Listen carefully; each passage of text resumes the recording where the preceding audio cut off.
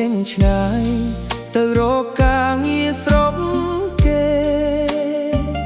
ទឹកភ្នែកអូនហូរពេលឈរជូនដំណើរបងសំលេងអូនយំប្រាប់ថាថែខ្លួនផងណាបងពាក្យមួយម៉ាត់នេះធ្វើឲ្យបងនឹកគ្រប់ពេលទួនៅឆ្ងាយគ្នាចិត្តបងមិនដែលប្រែឡើយព្រោះក្តីស្រឡាញ់បងមានតែរូបអូនក្នុងចិត្តបេះដូងបងទុកនៅអូនហើយទៅដល់ទីណាក៏នឹកតែអូនម្នាក់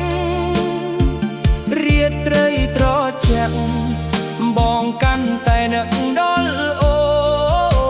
នមានតែរូបអូនជួយឲ្យបងអាចទ្រាំបេះដូងបងមិនអាចឲ្យណាព្រោះក្នុងចិត្តបងមានតែអូនគ្រប់ពេលចាំបងវិលវិញថ្ងៃដែលយើងរងចាំបងនឹងវិលមកកាន់ដៃអូនម្ដងទៀត